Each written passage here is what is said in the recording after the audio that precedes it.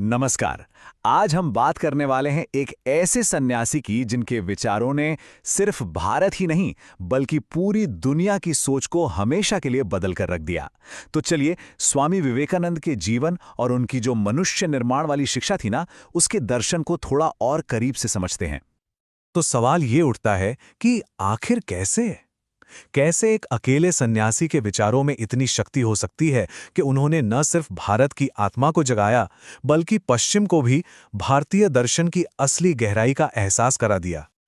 सिर्फ ये कुछ शब्द, अमेरिका के बहनों और भाइयों, यही वो शब्द थे जो 1893 में शिकागो की विश्व धर्म संसद में गूंजे थे। और जानते हैं, इन सीधे साधे शब्दों ने सिर्फ हजारों लोगों का दिल ही नहीं जीता बल्कि दुनिया के मंच पर भारत को एक आध्यात्मिक सुपर पावर के तौर पर खड़ा कर दिया।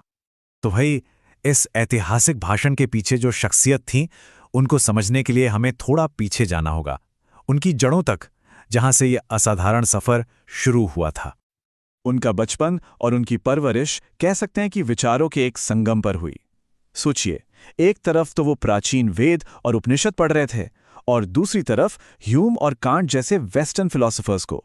और यही जो अनोखा मेल था ना, इसी ने उनके विचारों को वो ग्लोबल नजरिया दिया जिसने आगे चलकर पूरी दुनिया को हैरान कर दिया।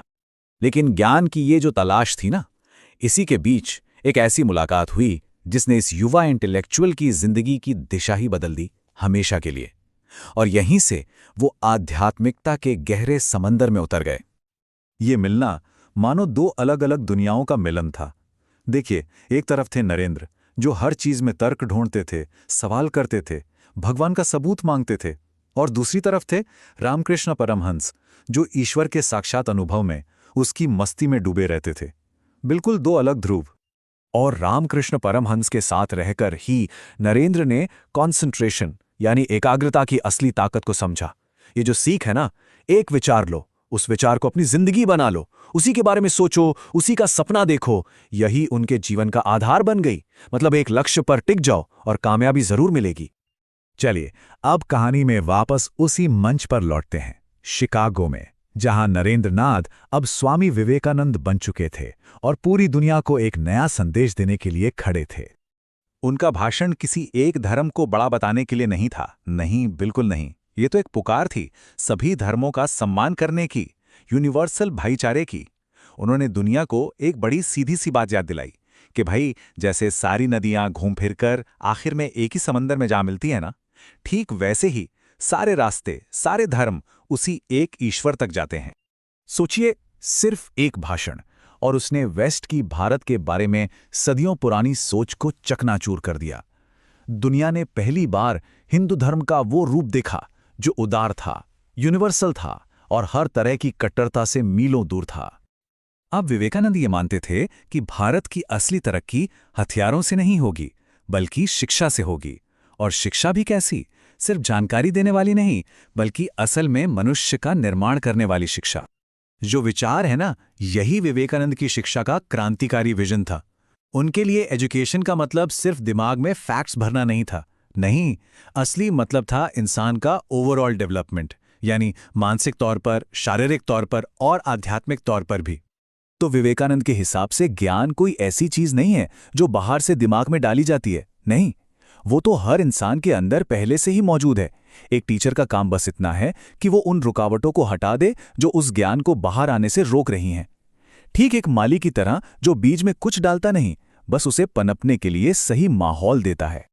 देखिए, इसका सीधा सा मतलब यह है कि हम वही बनते हैं जो हम सोचते हैं, है ना? तो फिर एजुकेशन का सबसे बड़ा मकसद क्या होना चाहिए?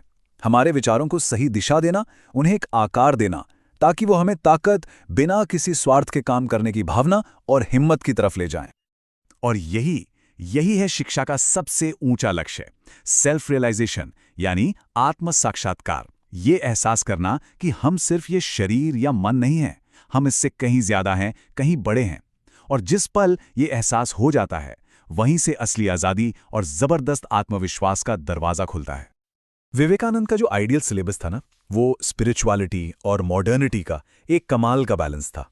वो चाहते थे कि देश का युवा ऐसा हो जिसके एक हाथ में उपनिषद हो और दूसरे हाथ में साइंस की किताब, ताकि वो आध्यात्मिक रूप से भी मजबूत हों और दुनियादारी में यानी भौतिक रूप से भी आत्मनिर्भर बन सकें। लेकिन एक बात समझनी होगी, विवेकानंद सिर्फ एक फिलॉसफर नहीं थे जो बस बड़ी बड़ी बातें करते हों। नहीं, उनके लिए विचार तब तक अधूरे थे जब तक उन्हें एक्शन में ना बदला जाए, और यहीं से उनके सबसे बड़े मिशन की शुरुआत होती है। ये जो संस्कृत का वाक्य है ना, आत्मनो मोक्षार्थम जगत हिताय च, ये रामकृष्ण मिशन का मोटो है, और असल में ये विवेकानंद की पूरी फिलॉसफी का निचोड़ है। मतलब अपनी मुक्ति के लिए भी काम करो और दुनिया की भलाई के लिए भी। स्पिरिचुअल ग्रोथ और समाज सेवा ये अलग अलग नहीं है, बल्कि एक ही सिक्के के दो पहलू हैं। और रामकृष्ण मिशन विवेकानंद के प्रैक्टिकल वेदांत का एक जीता जागता उदाहरण बन गया। उन्होंने ये सिखाया कि भगवान को खोजने के लिए किसी गुफा या मंदिर में जाने की जरूरत नहीं है। वो तो हर इंसान, हर जीव में मौजूद है, और इसलिए अगर पूजा करनी है तो इंसान की सेवा करो। मानवता की सेवा ही सबसे बड़ी पूजा है।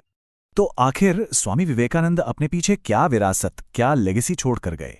सच तो यह है कि उनका असर उनके समय से कहीं कहीं आगे तक फैला हुआ है। जरा सोचिए, ये बात कौन कह रहा है?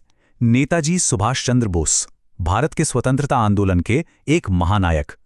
उनका ये कहना कि विवेकानंद आधुनिक राष्ट्रीय आंदोलन के आध्यात्मिक पिता थे, ये दिखाता है कि विवेकानंद का असर सिर्फ धर्म तक सीमित नहीं था, बल्कि वो राष्ट्र निर्माण की नींव तक गया। उनका मैसेज एक तरह से एक सोए हुए देश के लिए वेकअप कॉल था। उन्होंने लोगों से कहा कि अपनी जड़ों को देखो, अपनी महान विरासत से ताकत खींचो और अपने साथी इंसानों की सेवा में अपनी जिंदगी लगा दो। तो जाते जाते एक सवाल छोड़ जाते हैं जो विवेकानंद के 100 साल पुराने विचारों को आज की दुनिया से सीधा जोड़ता है। आज का जमाना इंफॉर्मेशन ओवरलोड का जमाना है। हर तरफ से जानकारी की बाढ़ आई हुई है। ऐसे में एक ऐसी एजुकेशन जो सिर्फ जानकारी नहीं बल्कि कैरेक्टर बनाने पर फोकस करे, क्या वो पहले से भी ज्यादा जरूरी नहीं हो गई है?